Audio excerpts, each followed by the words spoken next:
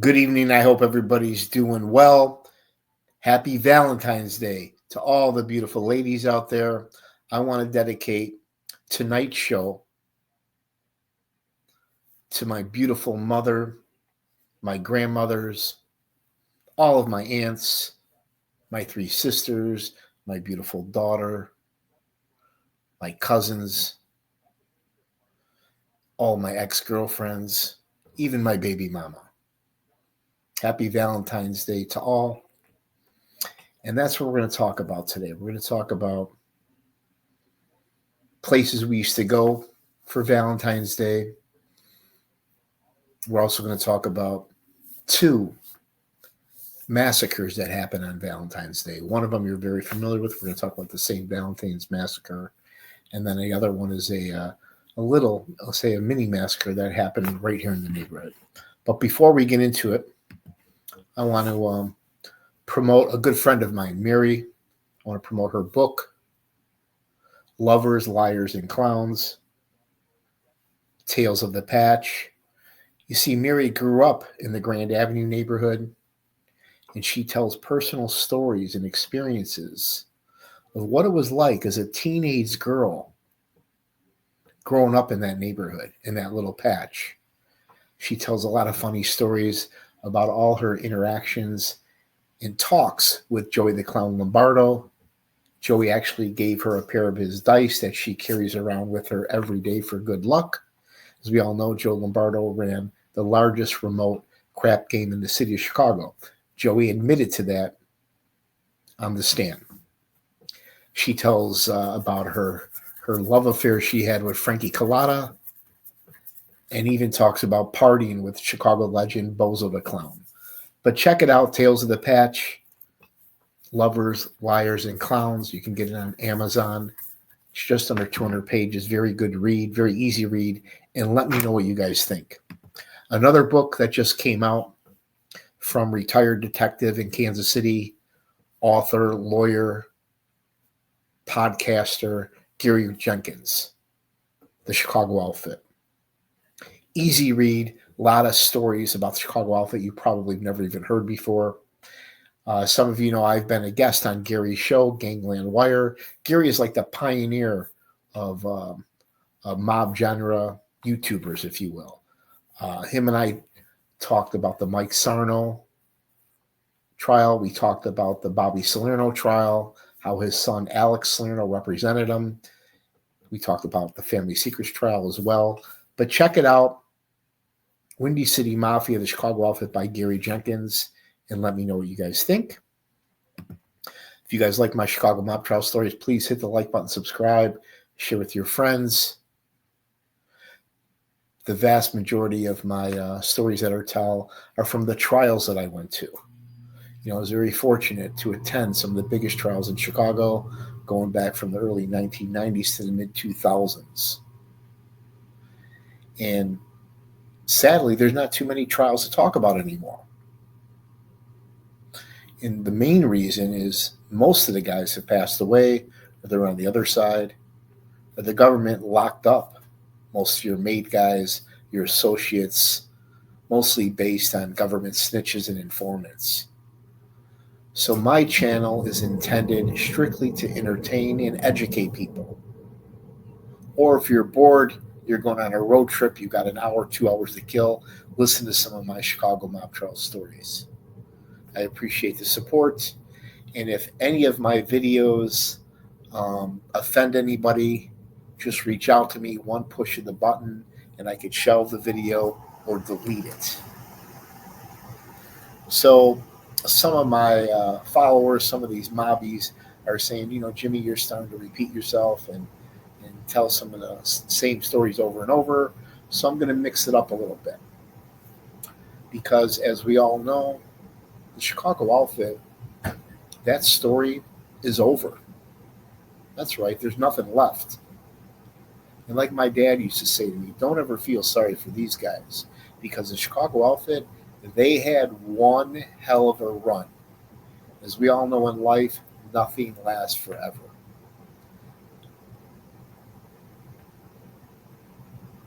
Now, I am working on a few stories coming up. I think you guys are going to like. We are going to talk about this man here, Michael Madigan. Now, he's in his 80s. He just got convicted at his trial recently. I went to this trial. I didn't go every day. I sat in maybe 5-6 days out of the trial. I heard some of the opening, some of the closing arguments. I heard some of the hidden video recording that crooked Alderman Danny Solis, that was the government's informant. They got Mike Madigan on tape accepting bribes. So we're going to do a story on the Mike Madigan trial. And probably the very next trial, we're going to talk about some of the corruption and racism going on in Kenosha. That's right, that's Kenosha, Wisconsin, just across the border from Chicago. We're going to talk about that guy there in the red shirt, Kevin Matthews. And this one's going to blow you away. You're not going to believe what's going on and what this guy's been, all the people this guy has harmed. I'm also going to do a story coming up. I'm trying to do an interview with the kid, but I'm not so sure if I want to or not. But a guy that I used to work with, a guy that I used to party with, his name was Daniel Williams from Bridgeview, Illinois. I don't want to tell too much, but he ended up killing somebody. He stabbed the guy like 30-something times,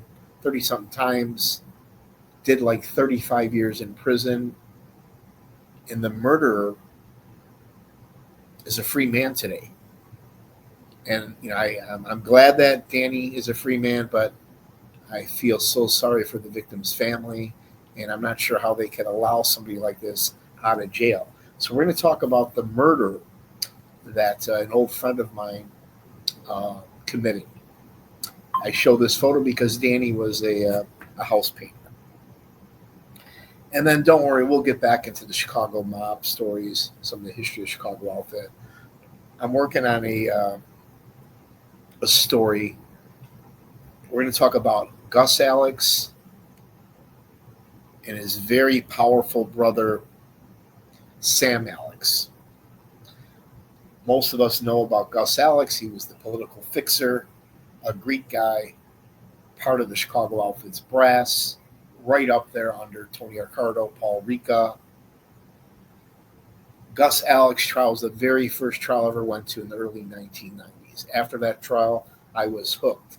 I seen that lowlife scumbag, garbage pail Lenny Patrick, 78 years old, testify against Gus Alex.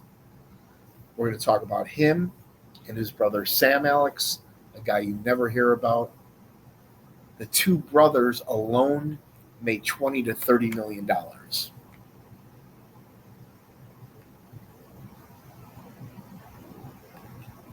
Now, Valentine's Day, right? Again, happy Valentine's Day. Years ago, this was a big deal, right? Not only for the women, but it put a lot of pressure on the guys. We had to take our girls out, right? We had to have money and make sure we show them a good time. And it could be kind of like a tear and a smile for some of the outfit guys or associates, because their wives, right? A mob guy's wife who's loyal, who's been married to him for probably 30, 40, 50 years. Some of them met one man in the neighborhood or at school and spent their whole life with one man, right? Like my mom. My mom, 100% Italian. She married my dad right out of high school. He was Irish. And during their 50th year wedding anniversary, I presented my mom with a medal for putting up with my dad for 50 years. So a lot of these Italian women, most of them live pretty well. They go on 4 or 5 vacations a year. They have all the clothes and jewelry a girl could want. They go to the best restaurants. They live the good life. But knowing that their husband could get killed one day or locked up.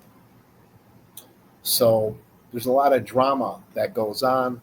So mob guy definitely has to take care of his wife on Valentine's Day, usually have a nice quiet dinner alone, maybe a vacation and a little bit of jewelry.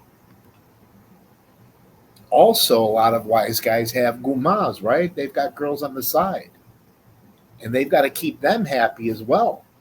And some of these gumas, most of them are all smoking hot. They're pretty high maintenance, pretty demanding. So not only do they expect dinner, they expect gifts, vacations, sometimes even cash. And I know girls like this. And one time, one of them told me, Jimmy, I have many options. I said, what do you mean by that? She's like, I've got dates 7 nights a week. I've got guys offering to fly me to Vegas, guys offering to fly me out to Miami, guys that offer to take me on a boat, guys that offer me to go see a show. And I got it right away. I caught the play. A primo like that does have many options. So for a wise guy, he's got to kind of balance his guma and take her out and treat her well on Valentine's Day. But he can't forget the mother of his children or his wife. Now, back in the day, some of my favorite places to go with my girlfriend was this place here in the Grand Avenue neighborhood by Grand in Milwaukee, the old Como Inn. Now, anybody who's ever been here will tell you they have all kinds of fond memories from this place. And the first time I went here, I said, if I ever got married, I'm going to get married at the Como Inn. Obviously, a lot of the old mob bosses, maid guys, associates, families, and friends all hung out in here. I was very fortunate to spend time at Como Inn. And as I said earlier, all good things come to an end. Once the parents retired from the restaurant business, when the sons took it over, it wasn't the same and eventually closed. So they leveled the restaurant and put up high-rise condominium buildings. But back in the day, Como Inn was a very romantic, special place to go, especially on Valentine's Day. Also a place to go on Valentine's Day, one of my favorites, and I wish this place was still around, you had La Vita. Now, La Vita means the life, the good life in Italian. This was owned by 3 guys that grew up in the neighborhood, in the Taylor Street neighborhood. You had Joey, Mikey, and Mickey. You know, there's a lot of Mikeys in the Taylor Street neighborhood. But those 3 guys had an amazing chef, great ambience. This was a great place to go on Valentine's Day. Very romantic, very intimate. The food was delicious. We also used to hang out here at the bar before we went to the nightclubs. And all the Taylor Street guys and babes used to hang out at La Vita. Now it's called Peanut Park, which is still a really good restaurant, but nothing like the old La Vita back in the day. But this was a very special place. I wish you could see the sign out front. The inside was all purple. But this is a great place we used to go on Valentine's Day. I'm going to mix it up a little bit. I remember years ago, I took one of my girlfriends, I think it was like our first date, to see Skid Row at the Aragon Ballroom. So you can imagine what a great show that was on Valentine's Day night. And coming up, I'm going to do a show on all the concerts that I went to. You know, places like Rosemont Horizon, the Amphitheater, the Chicago Stadium, Soldier Field, Wrigley Field, Poplar Creek, Alpine Valley. I mean, the list goes on and on. We're going to talk about all the concerts that I went to in the 80s and 90s. Now, another place, great place to go on Valentine's Day, especially back then, was to go see a Chicago Blackhawks game. If you're looking for a unique place to take a date, take her to a hockey game. Even if you're not a hockey fan, hockey is much more exciting to watch live than it is on TV. Me personally, hockey is one of my favorite sports, but this is a great place to bring a date. And back then, it was a big special night to to go here on Valentine's night. I remember during the old Jeremy Roenick, Eddie Belfour, Chris Chelios days, we would buy a cheap ticket, sit upstairs in the 300 level where the rowdy people are, and then we would always upgrade. By the end of the game, we were sitting 10 rows from the ice. And then fast forward, we all know the Chicago Blackhawks with Kaner, Tays, Duncan Keith. We won not one, not two, but 3 Stanley Cups. I went to the vast majority of those games, including the playoff games and the Stanley Cup. But this is a great place to take a girl on Valentine's Day or on a date. And back in the old stadium days, every single time you went there, something always happened. You either saw some kind of celebrity, you got into a fight, one of your friends got arrested, you met a girl, anything can happen, all kinds of fond memories from a lot of Chicagoans that were very lucky to spend time at the old Chicago Stadium as well as the United Center. But I'm showing this because this was a great place to go on Valentine's Day, and especially if your girlfriend was into the game a little bit. Some of these women, they could care less who wins, who loses, who wins or who loses. They're on their phone, they're putting on their makeup, bragging about being at the game, but they could care less who wins or loses. But so be careful on the babe you decide to take to the game. But let's keep going here. Now, here's some places I would suggest to go tonight or this weekend for Valentine's Day. Is, in my opinion, La Scarola, right there on Grand Western in Milwaukee. In my opinion, this is one of the best restaurants in the city of Chicago, if not the country. Reasonably priced, a lot of characters. You never know who you're going to see in here. I could do a show dedicated just to La Scarola alone.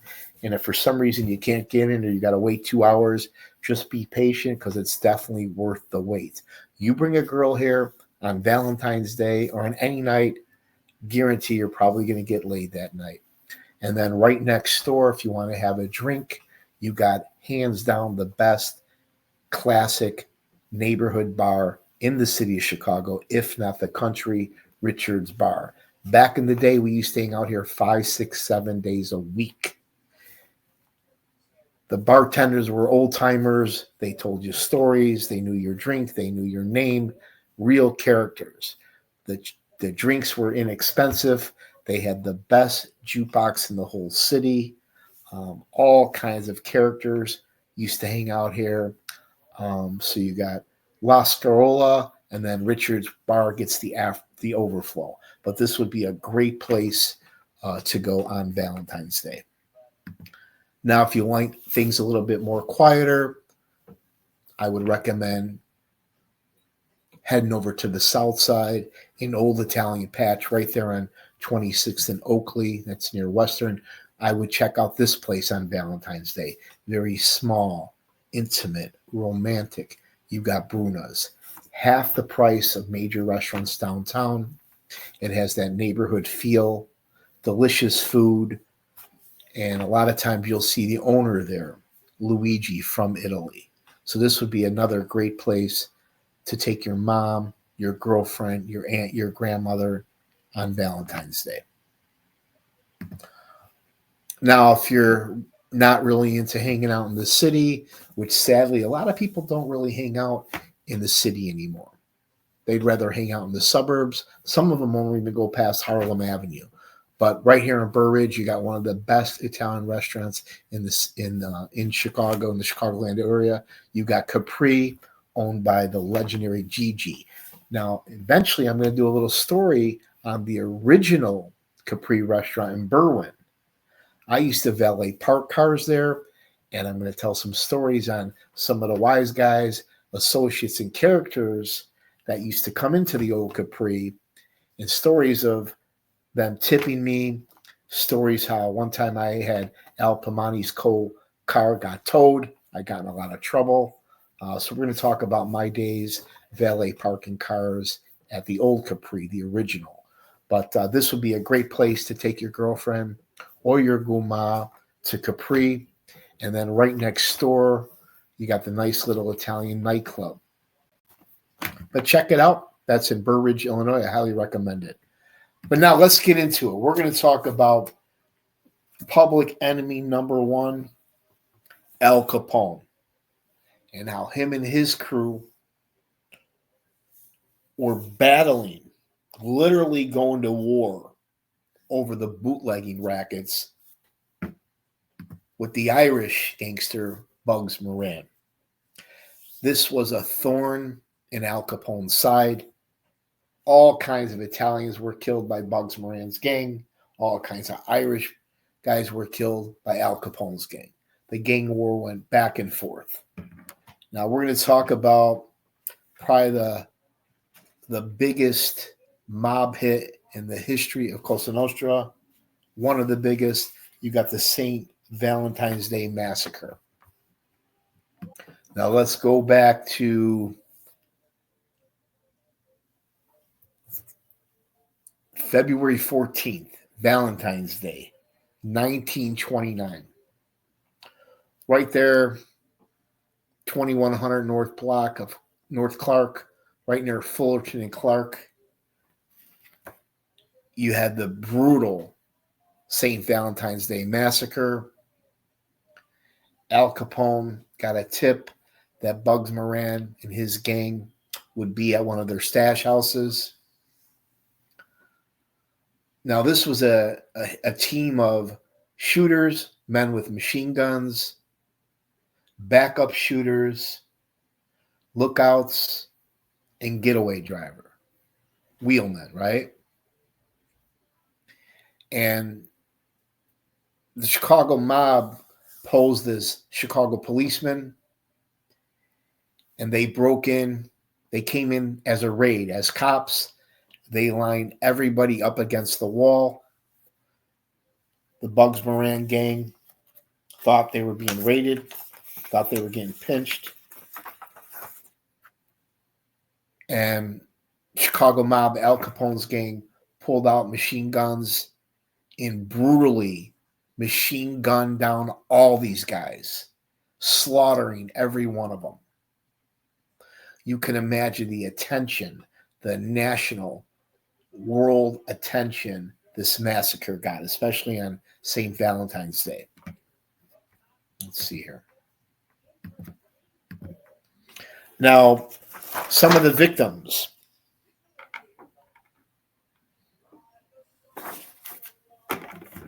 Hang on.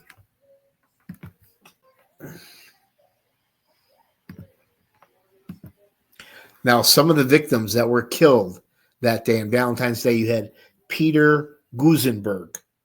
This guy was a top enforcer for the Bugs Moran gang. You had another guy, probably his brother, Frank Gusenberg. He was an enforcer as well. Then you had a guy they called James Clark. This was Bug Moran's underboss, his second in command. Then you had their bookkeeper and business manager, Adam Heyer. Sounded like he had a lot of Jews in his crew. You had Richard Schwimmer, a friend of the Bugs Moran gang who liked to gamble, play the horses. Then you had Albert Weinshake, who handled several legitimate businesses for Bugs Moran. You had John May, a car mechanic for Bugs Moran. So 1, 2, 3, 4, 5, 6, 7. These 7, 8 men were shot and killed, brutally massacred. Right there, this is an actual crime photo. You can see they were shot in the head. Their bodies riddled with bullets. But the Capone gang fucked up because Bugs Moran, he wasn't there that day. So their main target somehow escaped. But a lot of his crew were slaughtered that day. The alleged gunman, right? The guy that planned it, the mastermind behind the St. Valentine's Day Massacre wasn't Al Capone. Like they said, Tony Accardo had more brains at breakfast than Al Capone had all day. The master planner in the St. Valentine's Day Massacre was Fred Burke. He eventually got convicted of killing a Michigan cop and spent the rest of his life in prison. Then you had a guy named Gus Winkler.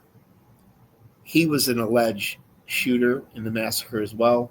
He ended up getting killed in 1933 because Capone thought he was talking to the feds. We had another guy named Freddie Gotts. He ended up getting murdered in 1934. Then you had Ray Nugent. He was last seen with Al Capone in Florida, and then he vanished. James McGurn, another machine gun killer who was there that day, he got murdered in a bowling alley on February 15, 1936. So the vast majority of the men that participated in the St. Valentine's Massacre, they were eventually killed themselves, probably to tie up loose ends. Now, sadly, even their guard dog died, but he didn't die from bullets. The poor dog died of a heart attack from the shock and drama that he experienced by all the machine gun blasts going on. Now, here's the weapon of choice, right? This is the machine gun that the shooters used to gun them all down. You can see how easy that is to conceal. They even found some of the shell cases and bullet fragments. And then if you ever go to the Mob Museum in Las Vegas, they have, like, I think 200 feet of actual brick wall from the warehouse where the St. Valentine's Massacre was, and there's actually bullet holes in the brick. If you look closely, you could see some of that. Now, I remember when I went to the Mob Museum years ago in Vegas, I wasn't so sure if I wanted to go. I thought it was going to be a little cheesy. But to my surprise, it was pretty interesting. And back when I went, vast majority of the basement, because it's on different levels in the old post office building, and I think on the first or the basement level, the vast majority of it was all about the Grand Avenue crew. So I really enjoyed that. But if you're ever in Vegas, check out the Chicago or the Mob Museum. It's definitely pretty cool. They have a whole display on the St. Valentine's Massacre. And again, here's the victims. These are the men that were mowed down, that were killed that day. Now, an interesting thing, when Al Capone was locked up in Alcatraz for tax evasion, they couldn't get him on anything else. They finally got him on tax evasion. He testified, or he told one of his guys that it was Freddie Goetz, Goetz, that planned the entire hit. As I mentioned earlier, Freddie Goetz was ended up killed in Cicero in 1934. Here's the guy that planned it, the mastermind I mentioned earlier, Freddie Burke, member of the Al Capone gang.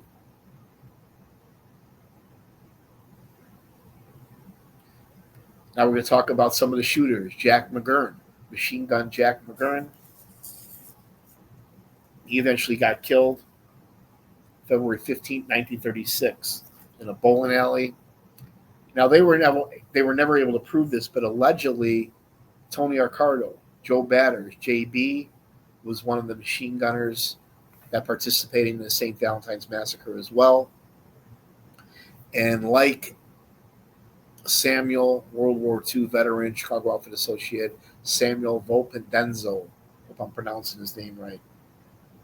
Like we heard in court during the Mike Sarno, Mark Polchman trial, this lowlife Mark Hay wore a wire, and he got Sammy talking on tape about Tony Accardo, and he said that Tony Accardo made millions. And that was an understatement. Accardo made millions in the rackets, was smart enough to retire. And when I say retire, I mean he pretty much shelved Chicago. He spent most of his time in Palm Springs. I mean, you can't blame him, right? But the only few times he ever came back is when the First Ward got indicted. That's how important the first ward was to the Chicago mob. That Tony Ricardo came back to have a meeting, a sit down on that, and also when those burglars decided to break into his home. You can imagine when he got the call from his houseman that his home was broken into. Ricardo was livid. He made a few calls, found out the men that were responsible. They started rounding up burglars from different nationalities. And I will never, ever forget being in court, listening to how some of those burglars were brutally tortured and killed because of the Tony Ricardo break-in. But you're looking here at one of the most powerful, wealthiest, dangerous mob bosses in the history of Cosa Nostra, Tony Ricardo, alleged shooter at the St. Valentine's Day Massacre. Now, here's something some of you may not know. Kneeling in the maroon jacket, nice tan, with his arm draped over another tan Tony Ricardo, you got Gus Alex's brother, Sam Alex. Nobody ever talks about him. Unlike his brother Gus, he stayed low under the government's radar. Sam Alex is also an alleged triggerman, machine gunner at the St. Valentine's Day Massacre. Don't let these handsome, smiley faces fool you. You're looking at literally the most powerful men in the country back then. To the left, you got Pat Marcy, made member of the Chicago outfit. Everything ran through him. Ran the powerful First Ward. Then you got Joe Batters. Right next to him is right-hand man Jack Sarno. Right next to him, boss of Chicago outfit Joey Upa. And then you got Gus Alex and Sam Alex. I'm going to do a show on the brother. So out of this photo, you got 2 or 3 alleged shooters. Gus Alex was a prime suspect in the St. Valentine's Day Massacre, as well as his brother Sam Alex and Tony Ricardo. I'll put the Chicago outfit up against any crime family in Boston, all the 5 families in New York City. We all know how nuts they were. Philadelphia, Cleveland. Chicago outfit controlled everything west of the Mississippi. And they had a hell of a run, right? They made hundreds of millions of dollars. Sure, eventually the bosses went to prison and it all came crashing down. But the Chicago mob, those days are long gone. That story is over. The vast majority of my shows are all based on the trials that I went to. I was very lucky to go to 25 plus 30 trials. I mean, they're open to the public. Anybody can go. But there's really nothing to write about anymore. There is no Chicago mob anymore. Now it's all street gangs, white collar, political corruption. So I'm going to shift my show a little bit and start talking about other interesting stories and topics. Now I have another one. This is a sad one. This is another mini massacre that happened on Valentine's Day, going back to the early 80s. Now, a friend of mine from the Grand Avenue area, Dino, guy I haven't seen in a while, he had a little burglary crew. And back then, most of the crews, especially in those neighborhoods, all had a sponsor. So any score that they did, they had to usually get permission of the place they're going to rob. And if they did pull off the score, they had to kick back a little bit to their sponsor. But sometimes these crews did scores, unauthorized scores they weren't supposed to be doing to support their drug habit. Now, some of the guys got hooked on drugs back then, mostly cocaine. Some involved in some harder stuff. And these guys could have got any city job they wanted. They could have made all kinds of money with the Chicago outfit because they were friends, families affiliated with them, but they just couldn't get off the drugs. And some of them told me they would get lectures from guys like Joe Lombardo and some of the older guys, and the lectures were really, really ass chewings. I mean, not getting an ass whooping, but in a verbal lashing. Sometimes the mothers of some of these kids hooked on drugs would reach out to some of the old wise guys in the neighborhood, guys like Mikey Switek, Jimmy Kozo, Joe Lombardo, and others, to try to help their kids. But some of them, like I said, they could have had any job they wanted. They could have got hooked up, but they just couldn't get off the drugs. So fast forward, Dino tells me this story how they did a score one time, and they always used walkie-talkies, and more times than not, they always had issues with transmitters for whatever reason, just like they talked about the Family Secrets trial. However, they pulled off the score. It was on Valentine's Day. I forget the year, early 1980s, maybe 81, 82. And when they went back to the spot, two of the guys in the crew wanted the diamonds because they wanted to, fleece them and sell them. And the one guy who was holding on to the diamonds refused to give him the diamonds. He said, look, it's Sunday. Let's sit on it. There's too much heat going on right now.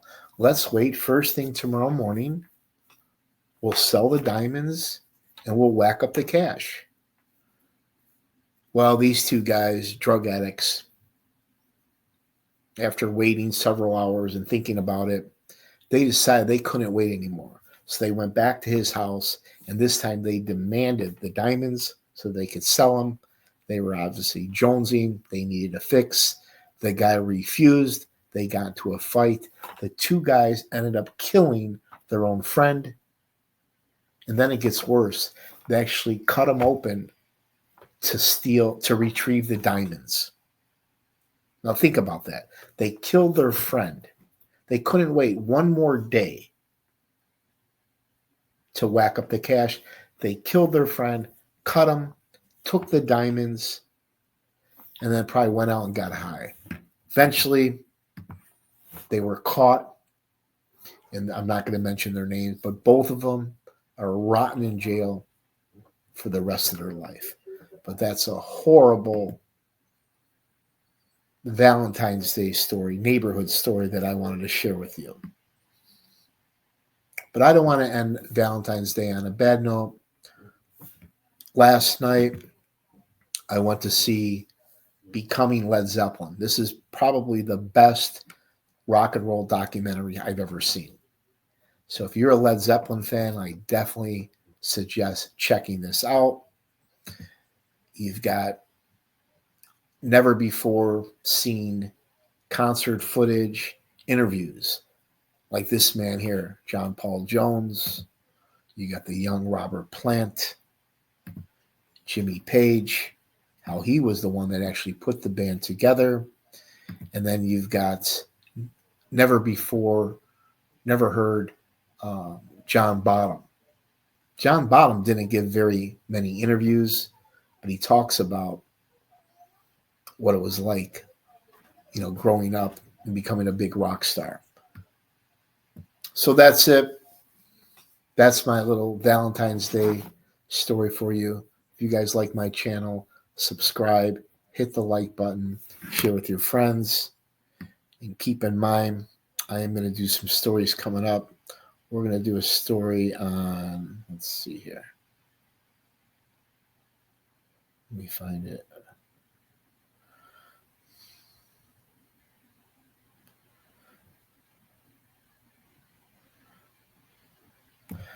This guy here, Kevin Matthews, Kenosha, some of the corruption and racism going on.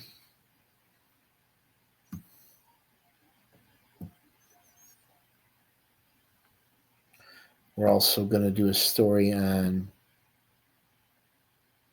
the Mike Madigan trial that I just went to. He just got convicted.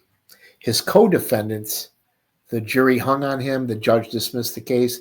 He's one of only two men that I know that ever walked out of the Dirksen Federal Building not guilty. However, Mike Madden got convicted, I think, 5 counts. The jury deadlocked like on 10. He got convicted. They found him not guilty like on 7. They hung on 10, but found him guilty of 5. He's looking probably at least 5 years in prison.